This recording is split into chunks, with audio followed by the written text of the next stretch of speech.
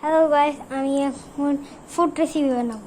Food রেসিপির জন্য আমি এতগুলো জিনিস নিয়েছি, যেরকম কাজু, তারপরে নিয়েছি হলো খেজুর, তারপরে নিয়েছি ড্রাগন, তারপরে নিয়েছি কলা, তারপরে নিয়েছি আম।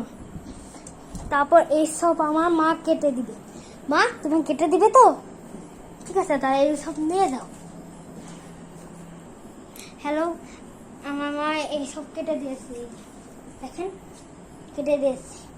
কলা কাটছে, ড্রাগন কাটছে, আমি বলে দিছি যে ওরা কেটে দিয়েছে। এখন আপনাদেরকে নিয়ে যাই। আর আরেকটা জিনিস আপনাদের দেখাই। আমি একটা জিনিসের জন্য এত কিছু মাখবো, এত কিছু যে আপনাদের জিভে জল চলে আসবে। আমি এখন এগুলাকে